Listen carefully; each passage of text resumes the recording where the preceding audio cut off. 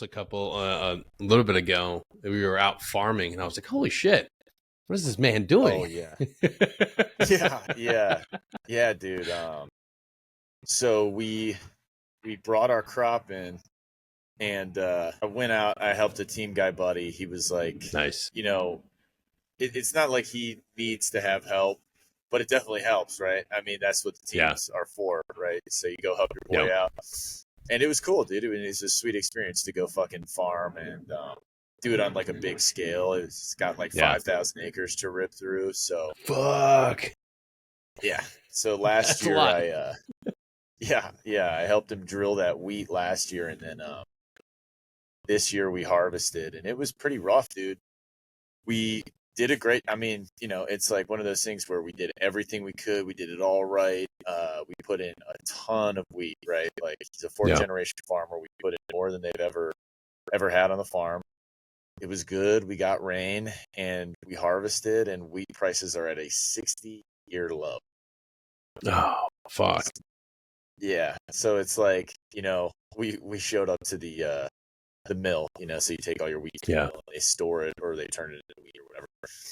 And wheat flour. And the guy was just like, damn, you guys worked so hard. I feel so bad writing this check. And we were just like, it's cool, dude. Like what the hell are we gonna do? Right? Like there's nothing. There's no like fucking gluten-free sons of bitches. Dude.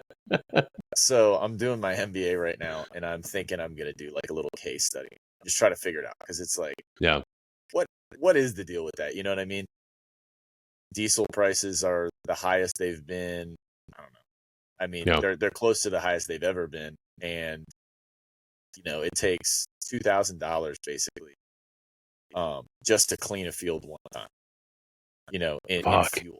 Like it just costs a ton of money. And so when you see like that 60-year low, you're like, 60 years ago, how much did shit cost then? A lot fucking less. So you start thinking like, okay, so how do we equal this shit out? Like what's all happening?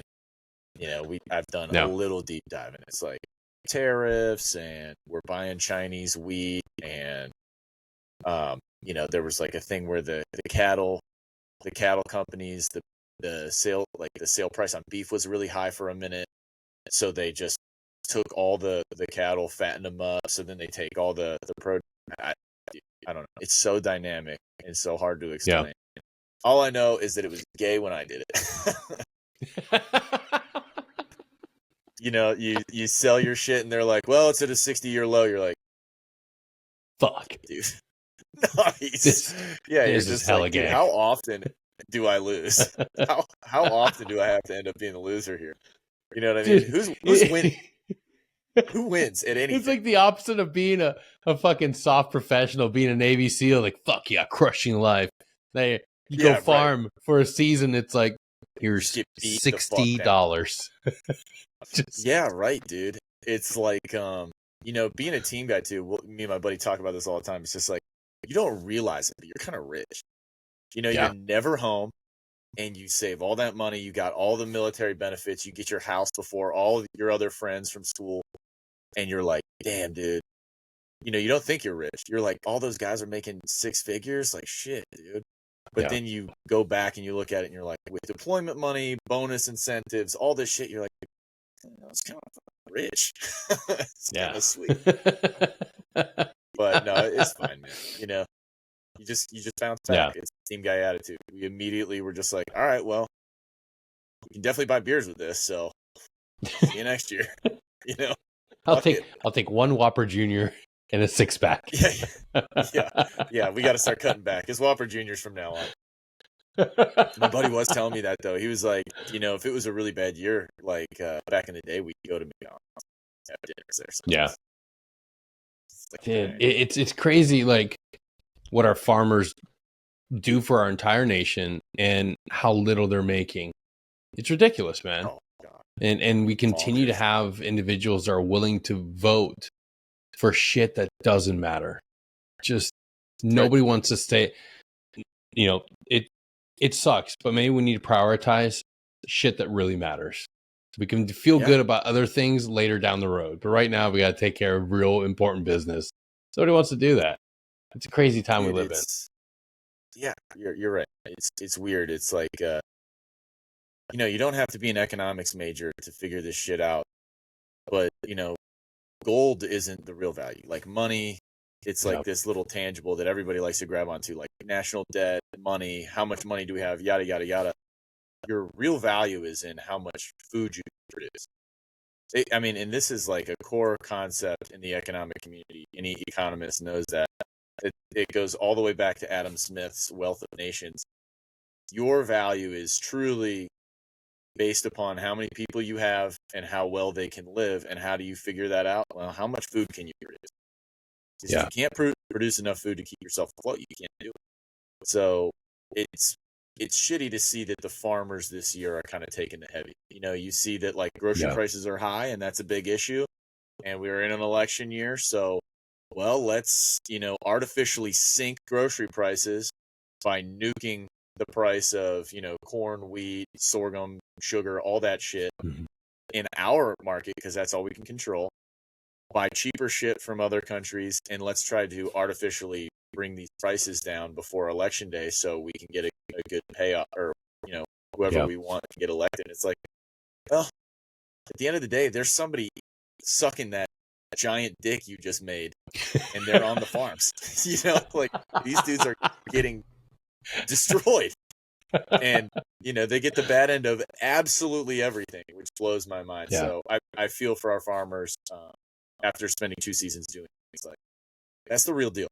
That's a hitter job. That is a hard go, and super underappreciated. You live in your farm. For sure. Your wife's probably pissed at you. Your kids are running around and they don't see you enough during summer. Everyone's mad at you, and then you pull up to the mill and they're like, 60-year low. Get the fuck out of here. You're like, all right. Here's your check for 2 nickels, boss. You want to rub these suckers together? Maybe you can start a fire outside. Dude, it's so true, man.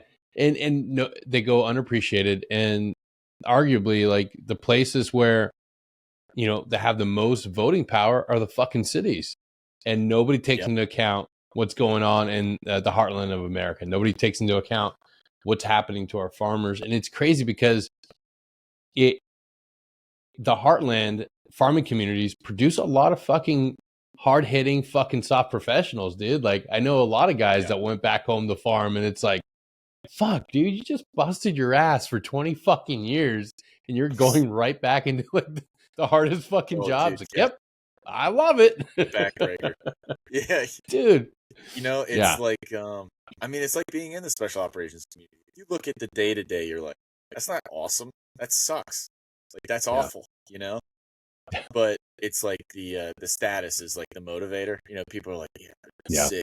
We're all like badass, and you're like, yeah, well, every day you're doing it, you're just surrounded by other guys who are like you, and you're all wet, cold, and sad. So there's a lot of stick and not a lot of carrot. And when you look at the farming community, it's the same way. It's like, some people are appreciating you out there, but at the end of the day, you're in your own little bubble, and nobody gives a shit right here. We're all farmers. We're all poor right now. It's tough. I don't even know how you solve that problem to help those people out. And you're right, dude. Cities have so many people in them, and to their I don't want to make it sound like city people are retarded. For me, I had no idea either, right? I started the farming shit, and I was like, oh my god, like it's this, because you think, right, sitting on a tractor, it's really what you're doing. There's a lot of times sitting, riding the road in the tractor, but everything breaks, fueling. I mean, dude, it's just like so dynamic. There's so much shit going on, and it really is a bitch. Like everything hurts by the end of the season. It's like a deployment almost. They're doing it every year. It's like you're living a real world, like Discovery Channel epic, because you're traveling around the world, or around the United States, and you're having these little micro experiences, and like, that's something that few people get to experience. Like on this journey that you're on, man. Like, what are some other things that that you've experienced so far that's just like, wow, this is life changing, dude? I mean, we've really been traveling and trying to soak it all in. A lot of people will do the RV van life shit, park somewhere. which I recommend. If anyone's considering it, any soft professional, fucking make your plan, dive your plan, make it for like a month and a half when you're going to go. Don't do what we're doing and just fucking run around as fast as you can all the time. It's ridiculous, but you really do see America, man. It is really cool. Like, I mean, even just our drive yesterday, we're looking to sow our oats or not sow our oats, but sow our seeds in Reno. So we're looking in the Nevada area to kind of build our life. But, dude, just driving through Nevada, you would never know that Nevada has the second most public land of any state if you didn't. And you wouldn't know what that meant. Like, you can't conceptualize it until I tell you that for 5.5 hours, you get out of the salt flats of basically Salt Lake City. You get through the salt flats, which are really cool. We've done the salt flats things too. It's awesome. You know, you take your car and just see how fast it can actually fucking go. Because it's flat forever. Just ripped, dude, doing anything you want. You could shoot out your car. It's basically like a live action range. It's pretty sick. And you drive through the salt flats. So we drove through Bonneville, and you get into Nevada, right? And you're thinking like, okay, so there's probably going to be like a couple towns, and there's like 3, but dude, it's just public land. I'm for 5 fucking hours. So we're in Fallon now, where they do Top Gun, and to get to Fallon, you're going through 5.5 hours of public our fucking land. It's so cool, man. Seeing antelope, wild horses, elk, like it's gorgeous. Rolling hills, mountains, prairies, basins. That's when you start to conceptualize like, shit, man.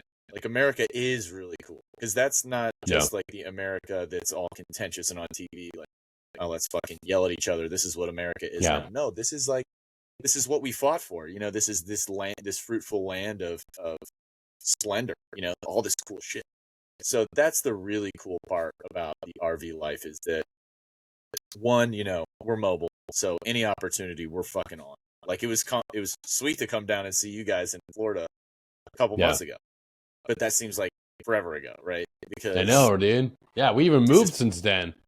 Now we're in Alabama. We're in Alabama. Wife's dirty name. Yeah, bro. It's it makes you appreciate Florida.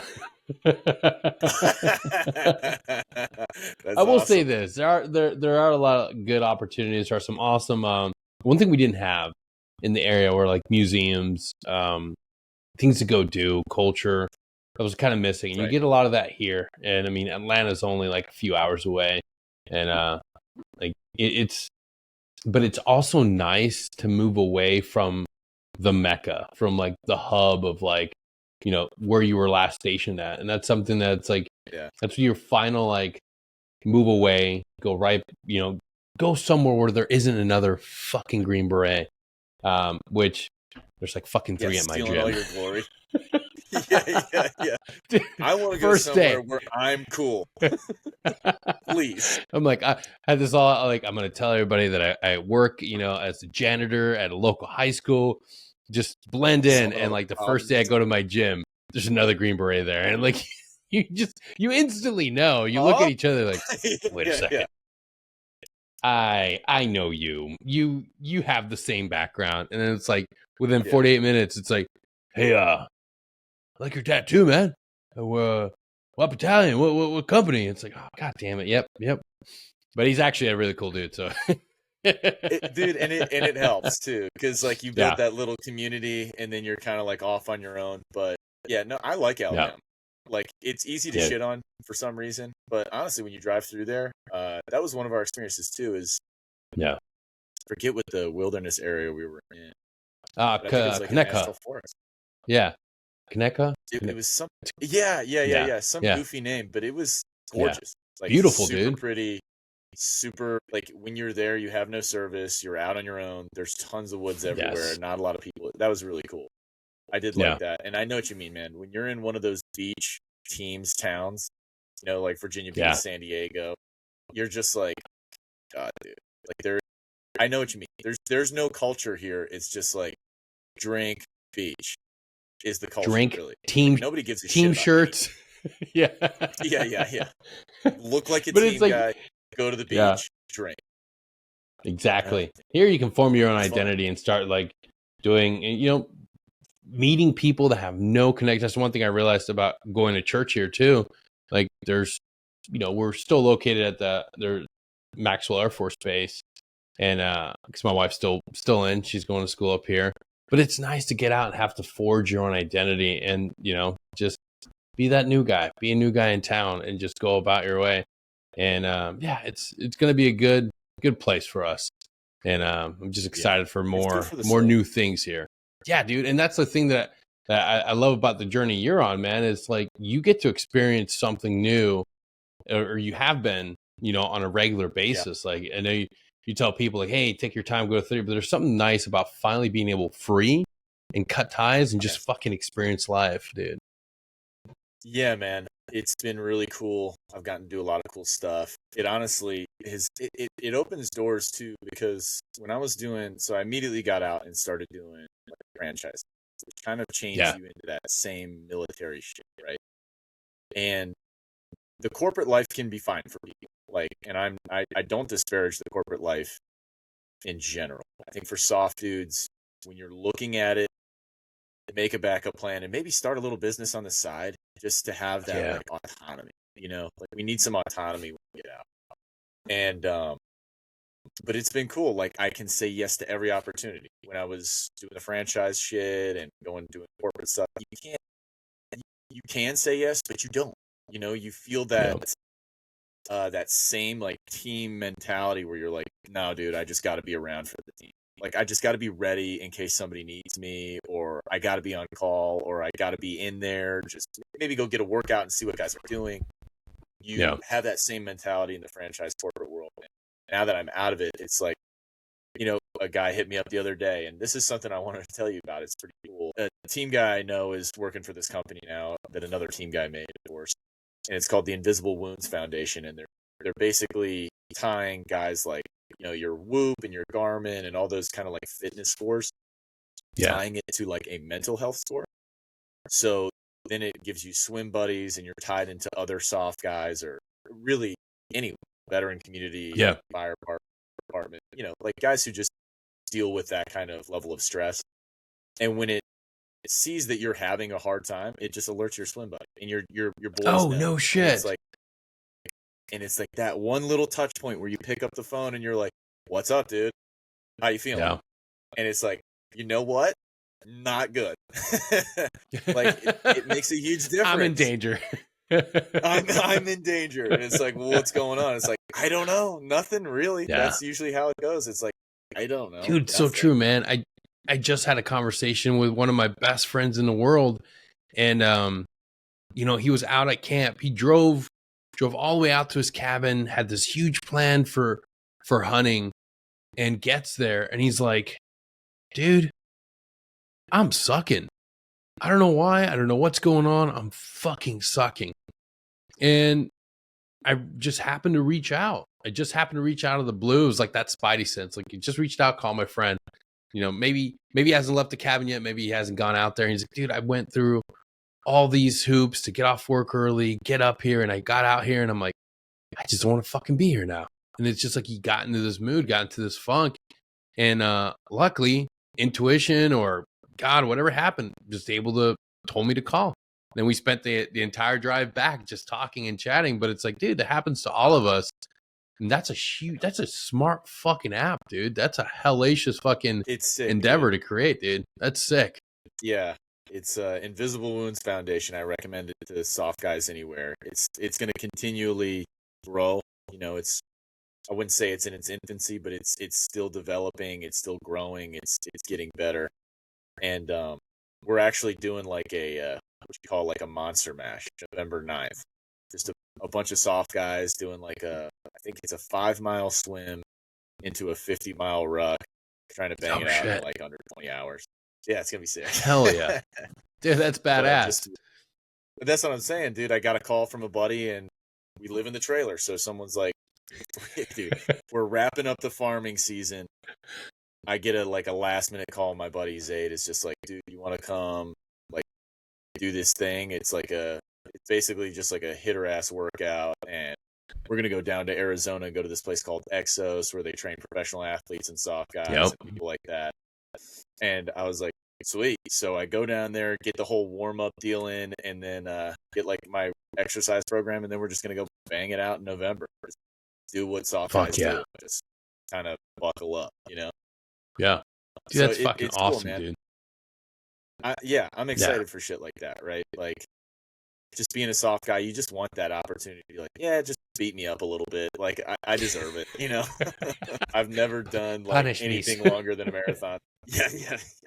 Sir, please. So I've never I've never I've never done anything more than a marathon. So I'm training right now, you know, like I run an hour, 90 minutes, 2 hours a day. It's going to be sick, dude. I mean, we're just trying to raise awareness so people know. Because if dudes were all kind of interconnected like that, and just in just the critical moment, right? Like, yeah, we want to get away from each other. We kind of just want to unplug in general as a community. But we all know that there's that little bit of you that needs to kind of stay plugged in and dialed.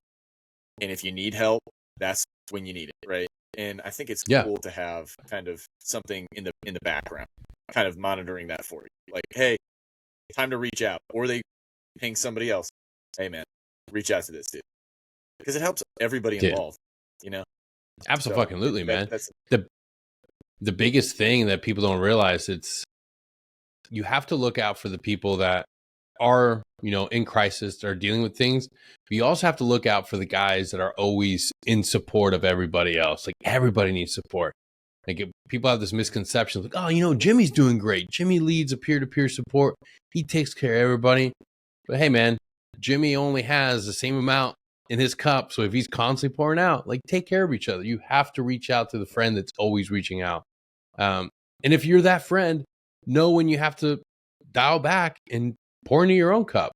That's one of the hardest lessons to learn about this whole journey of getting better and staying on your journey, your mental health journey and your wellness. Is like, hey, if you miss out on the gym, if you miss out on your hobbies, your activities, all that shit piles on.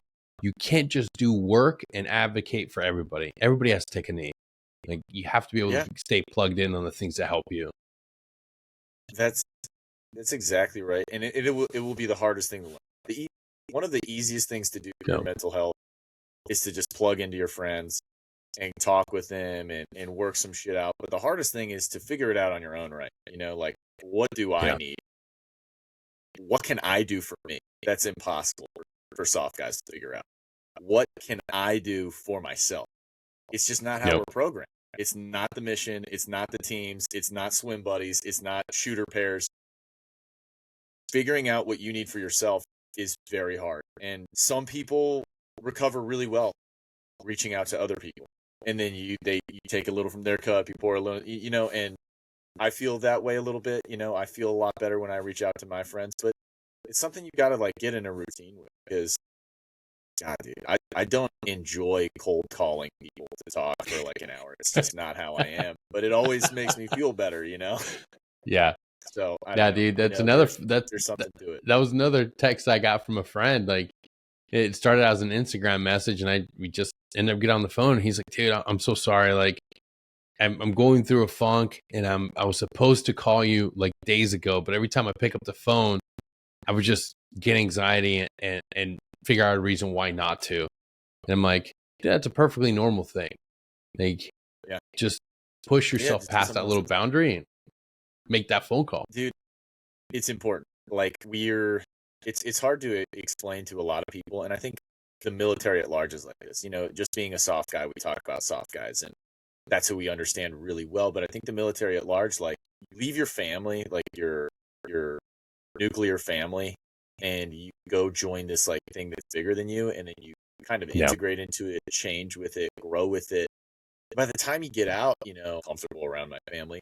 However, I don't want to share, right? You know, there's like that impulse in your brain that's like, I want to share with this person. And I only get it with my teammates. I only get it with my soft guys. And so you may not even think you need it or you want it or anything, but there's going to be these moments where you're like, yeah, I don't want to talk. Like, I just don't talk to my wife and my mom and my family about that kind of shit. And it's like, well, you know who you would talk about it with is your teammates. You know, like, I know you don't want to hit everybody up all the time and bitch and moan, but sometimes it's just like, dude, just get a bitch session in. Let's go bitch about stuff. Why not? You know? So true, My dude. buddy who I So caught him fucking with will true. call me and he's just like, dude, sorry, I just got to bitch about some stuff. And I'm like, dude, send it. Send it. Yeah. It's true, man. People just need a vent, man. And it's just like you said, man. Everybody thinks that we're just, as men, that we're just quiet and we don't. Dude, we fucking bitch and complain. It's just part of life, dude. You have to reach out to your friend that you feel like you can do that with, and it's okay. Like, or call up your friend, talk about the latest fucking level that you're stuck on Space Marine 2. Fuck, that game's awesome. Dude, I mean, that's honestly like why video games are a pretty cool thing. I know a lot of soft dudes who constantly like plug in together, and it's a good way to just kind of like be present, right? Like, I don't think a lot of us need to go deep dive all the time. Maybe you go slam a few beers and you get it out every once in a while, but like, you know, just like the constant pinging, you know, like, oh yeah, this is what's going on. You just do some shit and you're like, yeah, it's kind of frustrated right now. You get like a little bit out, and that's fine. I don't think that like the whole I think it's a very, and this, I don't want to sound like a misogynist, and I also don't want to sound like a misogynist chauvinist preparing a sentence this way either. So just let it be what it is. How dare you, sir? Listening. How dare you? Yeah. It's like, I think a lot of what we think about mental health is driven by the female side of the conversation, right? Because predominantly that's how it's been in America. I don't know if it's like that globally, but in America, it's been women wanting men to open up. And it's been women driving men toward that kind of self-help. And I think men haven't gravitated towards the therapy or any of that kind of stuff because it's just not natural to us. You know, we have a tribe and we like to communicate in that tribe and we like to be around that tribe. And then that's where you get your shit out. And I don't think it has to look one kind of way for any kind of person. You know? It's just get together, go fucking run, go fucking work out, play a video game, whatever. You know, it's just continue to ping each other, because when we lose dudes, that network signal is not on, right? If someone was talking to that dude, it'd be different, right? We all know that. It's like that phone call away kind of shit. So, yeah, just it doesn't have to be textbook self-help. Just go fucking talk to your friend. You know, go golf. Do whatever. Just stay connected. That's it. That's exactly it, man. I don't have a degree. So. Yeah. No, I actually just experienced something like that in one of my college classes. The worst experience you'll ever have is going through any psychology class and the discussion boards. And I forget the exact question, but it was something along the lines of like understanding the nuances of men's mental health, like how getting involved in that space and how to best support men while they're going through their challenges. And in this thread, of course, you have to imagine vast majority of my peers in this class were women. And it was like an echo chamber of how they knew how to solve everything. And there was just like post after post after post, congratulating each other, patting each other on the back. Like, we solved it. We did everything. I'm like, and it was just like, I'm just sitting there waiting, buying my time. I check in on one day, like see all the great ideas. I'm like, yeah. And then finally I'm like, okay, you guys got it out of your way. Allow me to chime in. I'm like, hey, great ideas. Have you thought about asking about the perspective from a man? Like, have you thought about bringing us into the fold? Because all of these great ideas are awesome, but none of these things are going to help men. Like, none of the ideas that were floating. And that's kind of what it boils down to, is that like, we want mental health for men, but the male perspective is a foregone conclusion because we already know how mental health works. And it's like, do we actually know fucking anything? You know, I mean, really, when you look at like diet, health, anything that has to deal with the human brain, we've got to be at like the beginning stages of infancy of understanding who we are. And at the end of the day, what does that mean? I would say, personally, my experience, go with your gut, do what you think is right, and, you know, be open. You know, if you can communicate your thoughts, then how could I possibly be so wrong about what makes me feel better? You know what I mean? Yeah. Like, how could I possibly be so fucking off the mark knowing myself that when I'm like, just, I get that out with friends. I don't need to go somewhere with some person. That doesn't make me feel any better, Yeah. And everybody's different. And what works for me may not work for you and vice versa. But one thing is universal is it's better to get things out and talk with somebody than keeping it all in. And you have to be willing to try a few things. The one thing that blew me away too is just the first tool that you're offered, but that's just it. The first tool. Continue on that path. And study it. Be willing to pick up a book and read, because I didn't know how much our endocrine system played a role in how we felt. I didn't know that it could be tied to depression, to our anxiety. Like, you're getting treated for all these things and they're giving you medication, but they're not addressing your endocrine system. They're not addressing your low testosterone. And come to find out, what is one of the biggest things that gets improved when you raise your testosterone to normal levels? Depression, anxiety, all these things. And it's like, fuck. It's like one of those things where you talk to someone from my grandmother's generation and they're like, oh yeah, you definitely are what you eat. They still have the principles down, right? You are what you eat. Eat an apple a day. Like all these small little tidbits of information that we generationally passed down. They all had it. Now they're all dying from Alzheimer's and heart disease and liver disease because of Crisco, because they were the first generation. They were the first batch of people straight up infused by, corporate food entities. That's the beginning of corporate food, right? But they still had the ideas, right? And then we kind of like backpedaled the ideas because they're all getting sick. But the ideas weren't the issue here. It was, we generationally know what's good for us. Eating healthy, exercising, but all this like middle ground where it's like, it's okay to be fat, but it's not okay to be fucking lazy and get fatter. Okay? Yeah. Like, there needs to be a distinction here. It's okay to be fat. It is not okay to be lazy, accept fatness, and get fatter. Because it's going to be bad for your brain. You're not going to think correctly. You're going to produce too much fat. You're going to produce too much sugar, and then you're probably going to get some, insulin disease, like type 1, 2, or 3 diabetes. The beatus. Type 3 diabetes is, you're going to get the beatus, dude. Like, if you can't dial in. So you see all these things that like affect cognitive behavior. And for guys like us, you go blow up anything, and what's exposed? Your testes, your hypothalamus, and your brain. Your battle rattle helmet does not do shit for an explosion. The concussive blast just goes into it and boings around in there. Like, it does fucking nothing for you. So you're exposing your most sensitive areas to blast. And I think my personal opinion is that blast exposure is just straight up like, that is the enemy here. For people getting out of military service and having all of these different, mental issues, you can't think straight because you're exposing yourself to something that really organically does not exist. An explosion like that, it just doesn't fucking exist. You can burn yourself, you can freeze yourself, you get hit by fucking lightning. But we invented the explosion, and we are the people getting really close to it, and we're seeing like what does that do to your human? Like, what does that do to the body? What does shooting a bunch of Carl G's in a day do? Well, you're gonna get some weird nosebleeds and maybe out of your eyes too. It's just like some wild shit. Bro, and that's a perfect time to plug in one of the shows that I'm producing right now, Broken Brains with Bruce Parkman.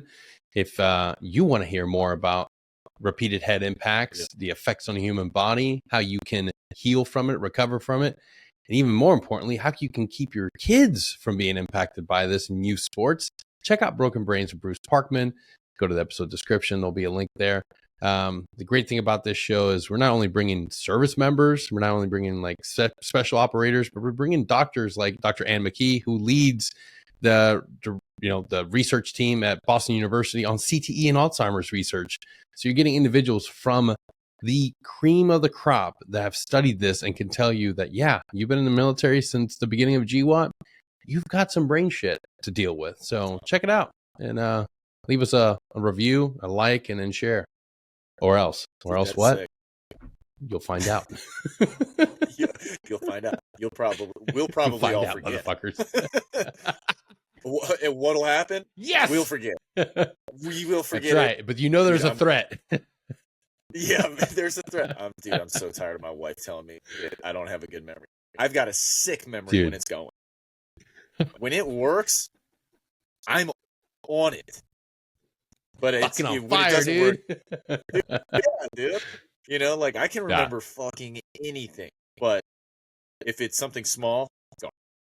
Yeah. Basically. My memory is now relegated to like movies and very specific like moments in those movies. Like I can quote so many moments in Jurassic Park, and I can tell you obscure facts about some of the worst movies in the 1980s. But when it comes to like my day-to-day life, I'm fucking retarded. Yeah. But and here's the thing is that like people may be like, I am today. I would lose more memory to retain more movie quotes. I would, if I were given the option, I would choose more movie quotes because sometimes I want more. I would choose movies. That's right, man. There's nothing better than coming off the wall with a Cole Trickle reference from Days of Thunders, because you know what? Rubbing is racing. Rubbing is racing. Oh no. I am. Liam is not being recorded. Liam has stopped being recorded because of low browser storage. Ask them to free up space, then rejoin. Shit. Yeah. To think, how much memory do you have on your computer? I'll mark this. Yeah. Hell yeah. And he returns. From his momentary exile at the hands of the Israeli overlords at Riverside. Oh fuck! Now they're gonna delete my account. Yeah, dude. I don't know why that happened. It's it's. I think like I can't keep up with the refresh, like the upload restore. Yeah. So I can. You got that Starlink going, or what are you guys using for internet? Dude, so I've got Verizon, and I took one of their little home cubes that goes off 4G, and I just took it on the fucking road. And I've like called Verizon before for like maintenance stuff, and they're like, "Wait, what are you doing with it?" I'm like, "I'm on the road." They're like, "Wait, you can do that?" And I was like, "I don't know. You're Verizon. You're the Verizon guy." I think I'm pioneering what can be done with the Verizon Home 5G. That's kind of the gist that I got. Is they're like, "Whoa, that's sick." You're like, "Yeah, sick, dude. Sick. You're mobile?" It's like, yeah, dude. It wasn't even designed for that. Yeah. It's like, well, that's what you get, man. Hillbillies are fucking innovating the future. I live in an RV, so can't really avoid that. Elon, if you're watching this, please send our boy one of your Starlink. Actually, we'll tag him in this when we drop it. I'll make a clip. Daddy Elon, please help our friend. Give him one of your Starlink devices. Dear Elon, please send me a Starlink under my Christmas tree this year. Can't believe we live in a world where Boeing has been murdering its whistleblowers, and their space shuttle can't bring our American astronauts back, so it's up to Elon to save them. Yeah, dude, shit is getting weird, right? It's like dystopian kind of. Yeah. Like you see all the misinformation shit, and like, I mean, you saw that. Did you see the thing with the would have been assassin for Trump again the other day? Bro, please. Dude, and thank you. They've both been in BlackRock commercials.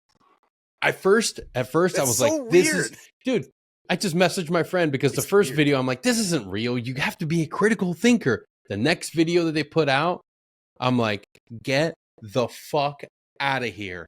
The kid is in the video. The old dude's in the video. I'm like, that's it. I'm done. We have to go against BlackRock. It's like the Sith and the Empire.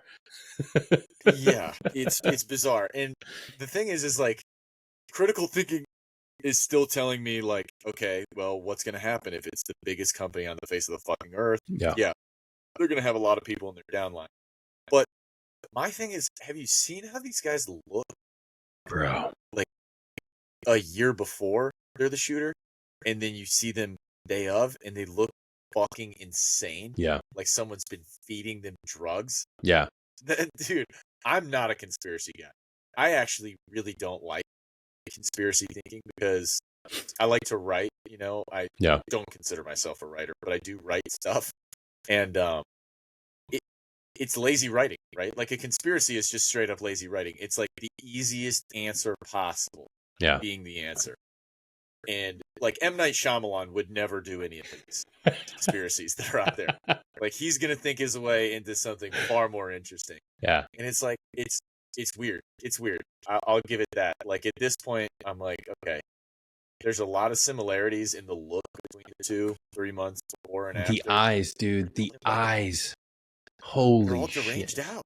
Yeah. Like, what's the blood toxicology on these guys? Like, is that public information yet? Yeah. Well, dude, the other thing that I find super, super ridiculously weird is nothing was brought out. They blew this kid's brains out everywhere on top of that fucking roof, and then body moved. No information is yet to be uncovered or put out about this kid. If they found anything in this toxicology report, none of that's information out there. I think we need to just splinter off and create our own podcast. Denny and Liam ask the hard-hitting questions. Dude, the Master Splinter Cell, the Master Splinter Cells podcast. Dude, I'm game. So I wanted to tell you that. So from what I've been building with my company and the veterans benefits stuff, and you've been doing a really good job of making some solid internet space, especially your Instagram account. It's really cool to watch you grow. Honestly, you've been growing a lot. Yeah, dude. A lot of hard work, a lot of poop and cum jokes. And that's the only way to get to our guys, dude. It fucking is, dude. It fucking is. Shout out to making memes. Yeah, Alex Hermosi, I think, was the one that I tuned into. One thing was like, dude, you're spreading yourself too thin. If you're by yourself, you don't have a team, figure one platform out. Figure it out. Figure out your audience on that one platform. Grow it. And then spend time on another one and really dev that out. And I'm like, you know what? I'm going to do that. So that's why I've been pouring a lot of energy into Instagram. Because, dude, when you don't have a fucking team, when you don't have like 15 people, like, you got to figure it the fuck out. Do all this shit. Yeah. Dude, it sucks. No, I know what you mean. Unfortunately, the thing that I figured out is TikTok. My memes on there are consistent, and I'm getting a lot of viewership out of it. People don't like to follow me. It's a different environment altogether, but I have figured it out, so I feel with that, which is cool. And if you're a team guy out there and transitioning, and you're thinking of like transitioning in these spaces, you can fucking send me a message anytime, and I'll tell you what I think about it. But I have by no means figured it out. But what I've done is I've been transitioning this veterans benefits information idea from kind of like ephemeral, all these different, and I've channeled it directly into, in a few months, we'll have the full release of the silentbutdeadly.org website. Hell yeah. And it's just a full-blown media company. Fuck yes, dude. Instead of trying to dance around all these different ideas and try to get information to people, we are making media.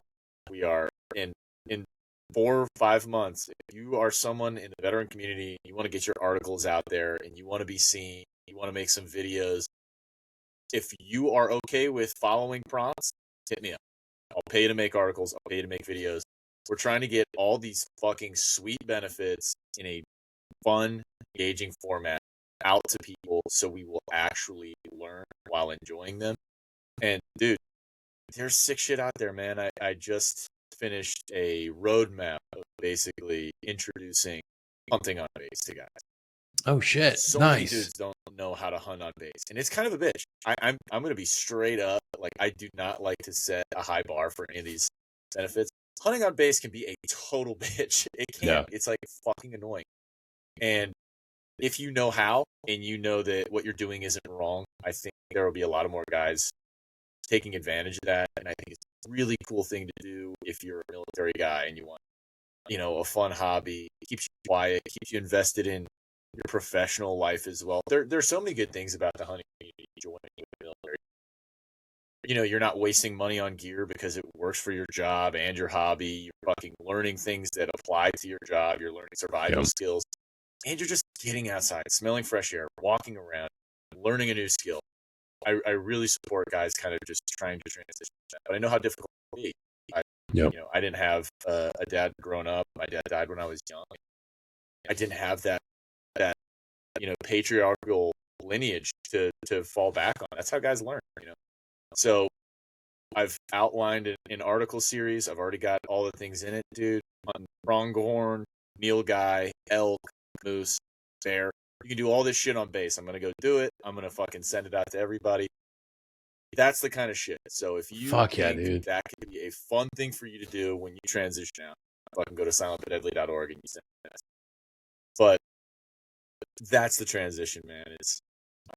I want that homie feeling. I hate to compare anything to anything because I feel like it distracts from what you're trying to do. But, you know, that barstool sports feeling. I'm a dude who likes drinking beer and eating ice cream and sitting on my couch and watching sports. I like these guys, you know, like that kind of thing. Yeah. I've seen the idea in the veteran space, and what I really want to do is just kind of make a home for all these different things while still going into programs like Envy, right? Like Envy, great nonprofit, great app, download it. But I want resources like that in there too. I'm hoping that we grow this thing and get people, because God bless, man, we have so many really cool benefits that can absolutely change your life.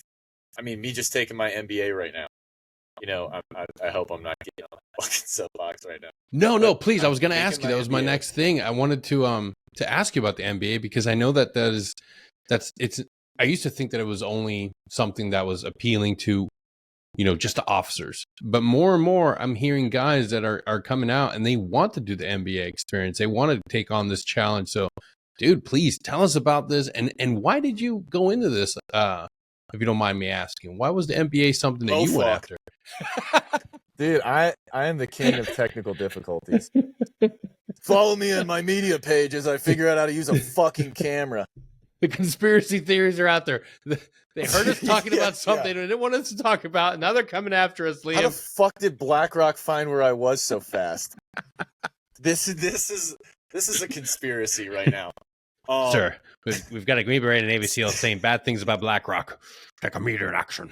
Take them both out. Go. What can we do right now? Fucking crash a satellite. We can do things with their phone right now. Disable their camera. Tip his camera. Disable him. Disable them both. Fuck, dude. I'm being fucking targeted. What do I immediately think that the bad guy is just an overweight, really fat fucking dude with one of those like necks that wobble when he talks? You want to know why, dude? You want to know why? I think this is like deeply ingrained in human beings. If you're incredibly out of shape, people assume you're going to make irrational decisions that are self-serving. So you just think of like, oh, the evil guy, Baron Harkonnen from fucking Dune, just big fat floating blob of evil. Yeah, dude, you just think that, and you also assume that they're eating a lot. I mean, obviously they're eating a lot, but they have like this fat store. They're gluttonous. They're good. Yeah, you know, like they've got all the food they want. They've got everything they need. They're sitting on top. Dude, so fucking true. So fucking true. Jabba the Hutt, Rosie O'Donnell. Like, exactly. Fucking evil monsters. Dude, the Cookie Monster. Yeah, dude. Yeah, I think that's fucking spot on. So true. But love you, Rosie. To get back to the NBA shit, man. Yeah, right. Yeah. Shout out my girl Rosie. She knows. And you know, going into the NBA shit. So here's the thing: is that like this is how benefits can really change the way we look at not only military transition. Dude, there are so many motherfuckers out there who are selling singular services.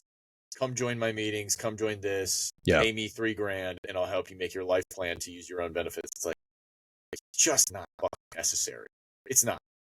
The information is out there. I'm going to work on getting it out there in a proper format, but really I'm going to work with some more niche shit than these large federal benefits, right? There's a lot of info out there. I wrote a a book on federal benefits that I'll be publishing probably next year. No shit. Yeah, it's pretty good. It's around 110 pages. I try to keep it engaging but short, right? Yeah. The big thing about benefits is brevity, right? If you know them all and you know them very briefly, you can make a plan. If you get really focused on one, get really in depth with it, you're probably going to either get discouraged or that's the one benefit. Now you're going to seek help on the next one because it's a fucking endeavor to read all these litigious BS. What's the real word? Lawyer speak, whatever the lawyer speak verbiage on the VA website, and they detest anyone else telling you stuff. So before I get too far off track, these benefits are can really shape the way you transition. They can shape the way you do the next 3 years, right? Those are the big deal. Those 3 years outside your military service are absolutely fun. I'm in the middle. I'm finishing.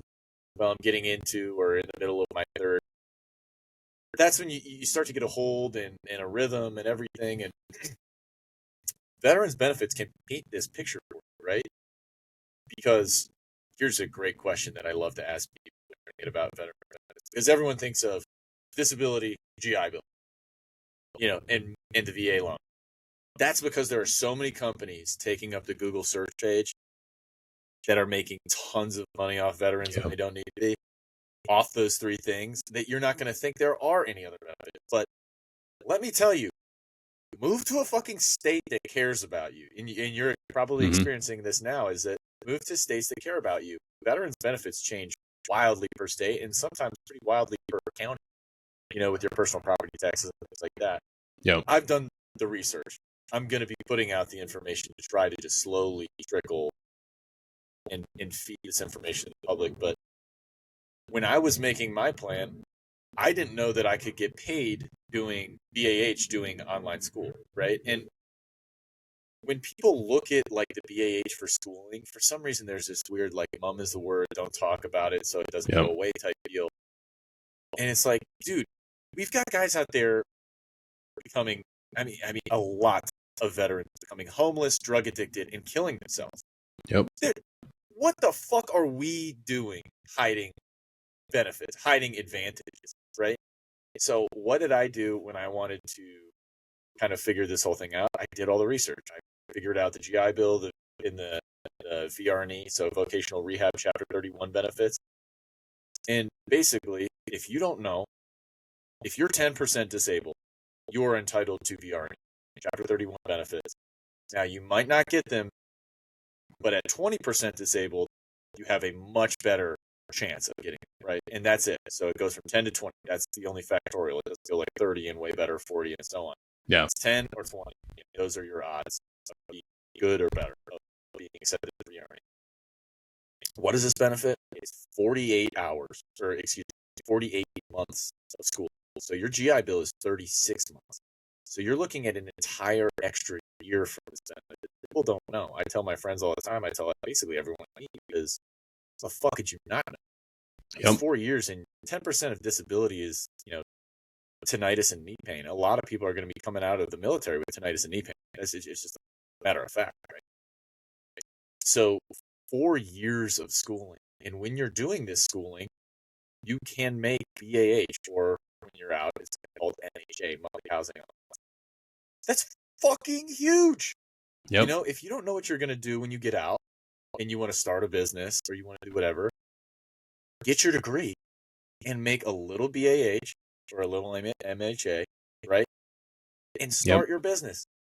People need that seed money in the back to stay afloat, right? If you got a family and you want a little sense of pride that your service mattered for something, yeah, I'm going to school and they're fucking paying me. That's huge. Fact. You want the next generation to join the fucking military? There's no 9/11. These guys don't know what it feels like. They don't know what it feels like to be in a country full of national pride or to be afraid in their own country. They're not joining the way we were.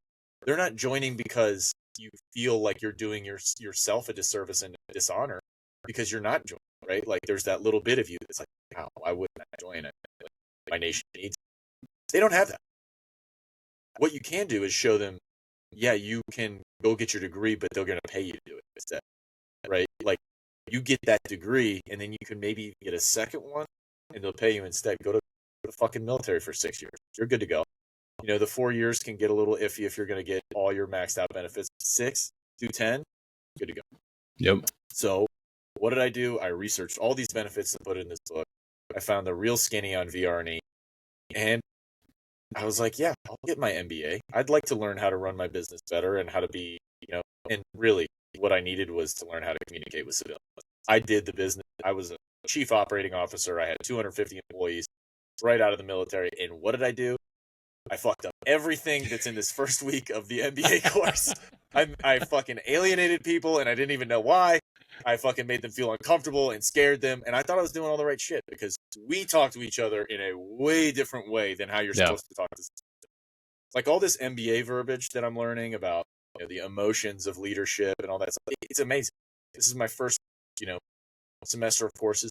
I'm also getting a monthly housing allowance, which really helps me in my business move that needle forward. Because guess what? Starting business is expensive and it's fucking slow. Yep. It helps me move the needle forward. I think it's for a good purpose.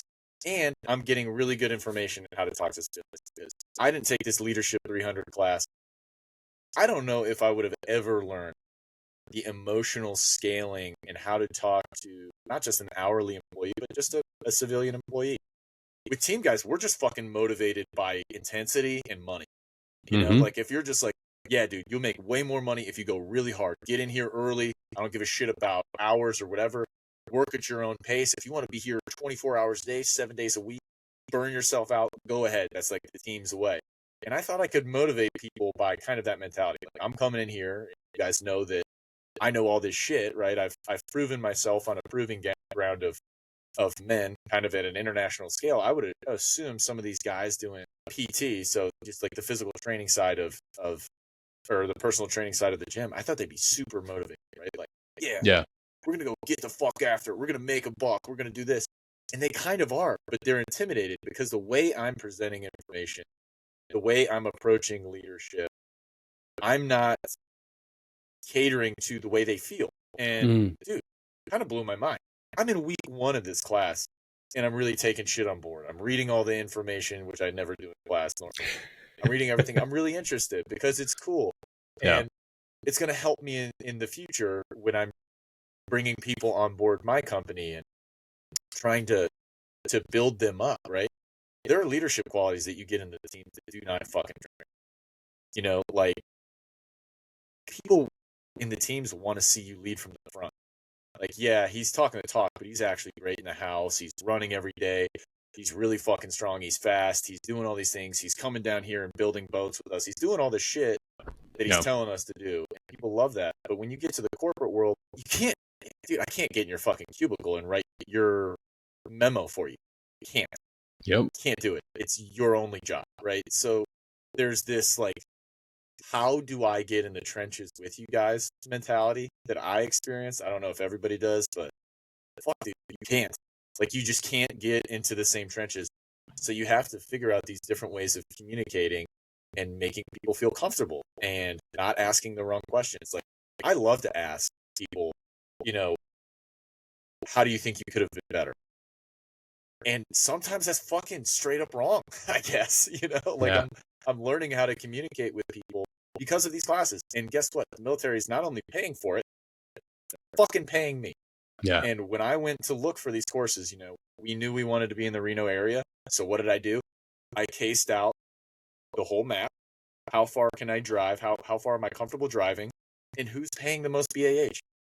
This isn't some fucking weird gimmick that I need to be hush-hush about. Like, oh, don't go online and look up, you know, MHA rates and then choose a college for that reason. Well, I could be going to Stanford and I'd have the pedigree. Sure. Yeah.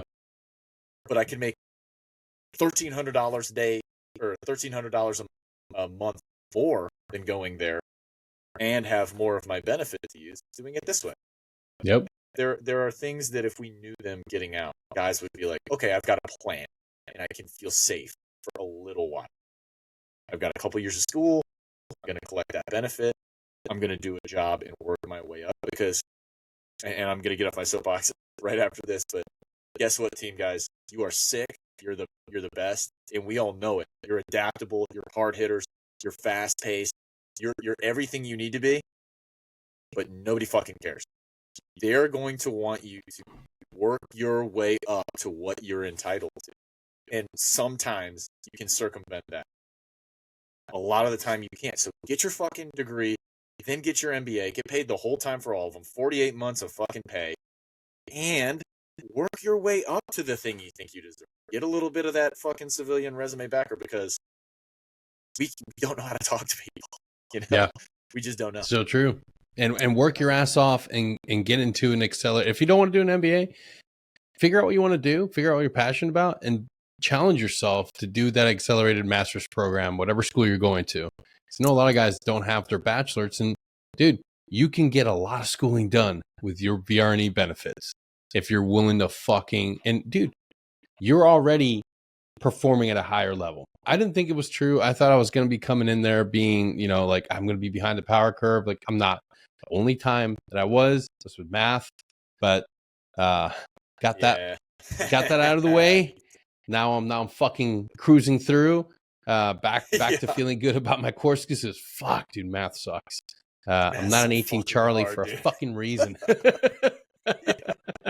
Dude, I mean, Team Guy Breachers are supposed to, like, we're the best at math. Yeah. You know, as far as it goes. And I'll tell you what, man, it does not matter. We had a fucking civilian working at our breacher course. He'd been there for like 25 years. And when it becomes charge calc day, guess what? The motherfucker's in there 2 hours early to learn it again. I don't know what it is, dude. I think it's been blown up way too many times. Math is fucking hard. Yeah. But man. We do hard shit. Hustle. That's right. Go hard, you know? Dude, really thank you so much for fucking coming on today and sharing your journey and where you've been these past couple months, man. I really appreciate it. If guys want to check out your goods and they want to see what you got going on, where can they go? So just check us out at silentbutdeadly.org. And hopefully by the time you see this, it'll be beyond a splash page. If it looks a little funky and unfunctional, check back in. But otherwise, you can go to SBD Operators on Instagram, TikTok. We're on there all the time, making posts, trying to get these veterans benefits out. And if you've got a question directly for me, email me at liam@silentbutdeadly.org. I'll answer any veterans benefits question you want. I will also set up a call, and I've done this 100 times. I will call you and I will tell you what to do with your fucking benefits. And I'm not going to charge you. I don't give a shit. I'm trying to give this information away. We deserve it. It's your shit. Hell yeah, man. Dude, thank you so much for coming on today, and I can't wait to have you back on so we can bro out and drop some more 1980s or 1990s movie quotes. And I'll leave the audience with this one from one of my favorite movies, Jurassic Park. One of my favorite moments in the movie. It's Clever Girl. Fuck yeah, dude. Just so many times I've just randomly thrown that one out there. Dude, if you're married or in a relationship and you're a dude, keep that in your fucking back pocket. And whenever she tells you to do something bullshit, Clever Girl. That's right. It works every time. My wife is absolutely sick and tired of me using it, but I'm going to continue because it's what I like to do. And here's another one. I can't get Jurassic Park back online without the help of Dennis Nedry. Dennis, dude, our lives are in your hands and you've got Butterfingers? I could do this all day, folks. I could literally do this all fucking day.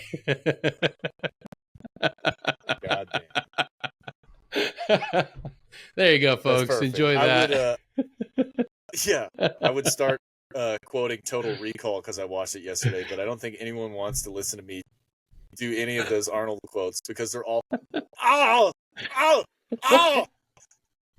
Everything he says in that whole movie is that, dude. It's fucking absurd. There's no quotes to be gotten other than fucking Quado. Open your mind.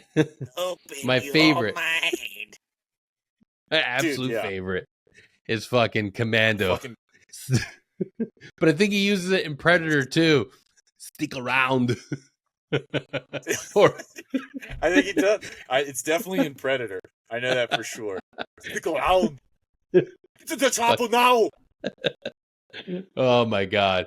Oh yeah. Thank you all for tuning in. And I'm gonna start ending every episode now with a random movie quote. Till then, Take care. Or else. Or else what? I don't know. Yeah. Cue the end else. music.